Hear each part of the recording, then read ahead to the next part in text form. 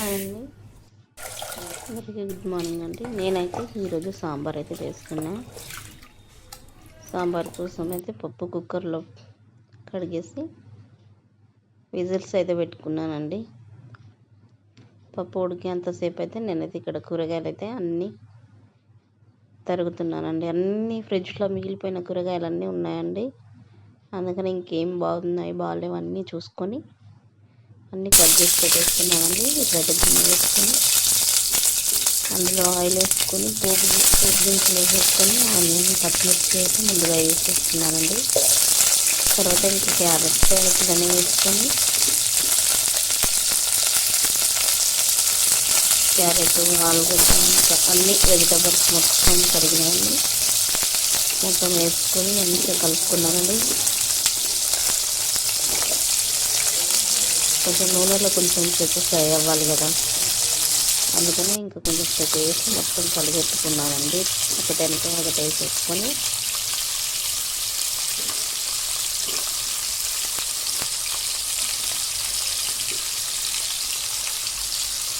పెద్ద కరివేపాకు వేసుకున్నాను. కొంచెం మొత్తం కలిపేసుకొని కూరగాయలన్నీ మధ్య వరకు ఉండాలి. కూరగాయలన్నీ కొంచెం మెత్తబడదాకా కలుపుకొని మూత పెట్టుకొని పసుపు ఉప్పు వేసి అయితే మళ్ళీ కలుపుకున్నానండి.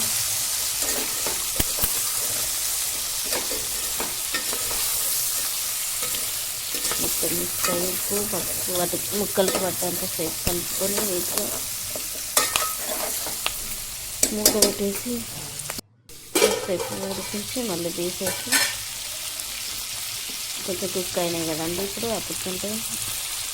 అందుకే నేను ఫస్ట్లో అయితే వంకాయ టమాటా అయితే వేయలేదు, ఎందుకంటే అవి ముందే వేసేస్తే మెత్తబడిపోతాయి. అందుకోసమని నేను వేయలేదు. వంకాయ టమాటా వంకాయలు అయితే నేను అవి సగం ఉడికిన తర్వాత ఇవి వేసుకున్నానండి. ఇవి కూడా కొంచెంసేపు ఆయిల్లో మగ్గినాక నూనెలో ఉడికించి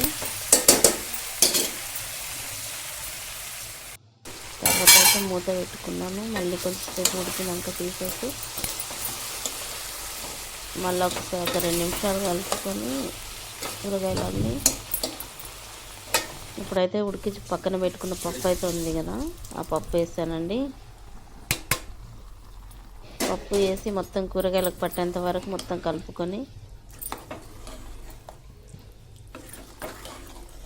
పసుపు ఉప్పు అయితే ముందుగానే వేసాం కదా, ఇప్పుడైతే దానికి తగ్గట్టు కారం వేసుకొని ఆ ముక్కలకి అంత కారం పట్టేటట్టుగా మొత్తం కలుపుకోవాలి. కలుపుకున్న తర్వాత కొంచెం వాటర్ అయితే వేసుకున్నాను నేను. ఇప్పుడు కొత్తిమీర వేసి ఇంకా కొత్తిమీర తర్వాత కొన్ని వాటర్ వేసేసుకున్నాను. వాటర్ ఏమో ఎక్కువ అవుతాయి అనుకొని పక్కన పెట్టేసాను కొన్ని. ఇంకా పప్పు ఉడికేటప్పుడు ఇంకా కొంచెం చిక్కుగా వస్తాయి కదా, ఆ మిగిలిన వాటర్ కూడా వేసేసుకున్నానండి నేనైతే. సాంబార్ అయితే ఒకసారి ఇదే విధంగానైతే ట్రై చేయండి, చాలా బాగుంటుంది టేస్ట్. చింతపండు అయితే నేను లాస్ట్లో వేసాను, ముందే వేసేస్తే మనం అది పులుపు ఎక్కుతా ఉంటుంది, అది మరిగిన కొద్దీ. సాంబార్ మసాలంత వరకు నేను ఇక్కడైతే రైస్ కడిగి పెట్టేసుకుంటున్నానండి. రైస్ కూడా లాస్ట్ అయిపోయింది, ఇంకా కొంచెమే ఉంటే రైస్ పెట్టేశాను. మంచిగా బోర్ వాటర్తో ఒక 2 సారి వాష్ చేసుకున్నానండి. కేసరి అయితే మంజీరా వాటర్ అయితే పెట్టుకుంటున్నాను. ఇక్కడ మంజీరా వాటర్తో ఎసరు పెట్టేసి మంచిగా నీట్గా అట్టేసరి పెట్టినామండి. ఇంకా 2 విజిల్ అయితే అన్నం అయిపోతుంది. ఇంకా కొంచెం సాల్ట్ అయితే వేసాను నేను ఇక్కడ రైస్లో. ఇంకా ఇక్కడ సాంబార్ అయితే మసులుతుంది చూడండి. మంచిగా కూరగాయలన్నీ మెత్తగా అయిపోయిన తర్వాత చింతపండు రసం అయితే ఇప్పుడు ఈ టైంలో వేసుకోవాలి. చింతపండు రసం నేను లాస్ట్లో వేసేసి మళ్ళీ ఒక 2-3 పొంగులు వచ్చేదాకా గ్యాస్ హై ఫ్లేమ్లో పెట్టి ఉడికేయాలి. ఆ పులుపు అనేది మళ్ళీ ఇప్పుడు ముక్కలకు పడుతుంది అనమాట. ఇంకా కొంచెం కొత్తిమీర కరివేపాకు ఉంటే ఇప్పుడు ఈ టైంలో వేస్తే అది చారు మసలేటప్పుడు ఆ ఫ్లేవర్ అనేది ఆ ముక్కలకి కూడా మంచిగా పడుతుంది అనమాట. ఇంకా కరివేపాకు కొత్తిమీర వేసేసి అయితే నేను కొంచెం సేపు మసాలా పెట్టి దీనికి మళ్ళీ నేను పోపు పెట్టానండి. ఖచ్చితంగా నేను సాంబార్కి మళ్ళీ పోపు పెట్టుకుంటానండి. చాలా బాగుంటుంది టేస్ట్. మీరు కూడా ఒకసారి ట్రై చేయండి.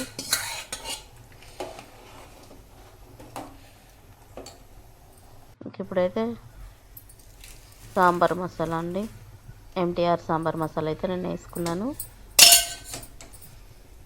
చాలా ఇష్టం నాకు ఆ సాంబార్ ఎంటీఆర్ మసాలా అంటే.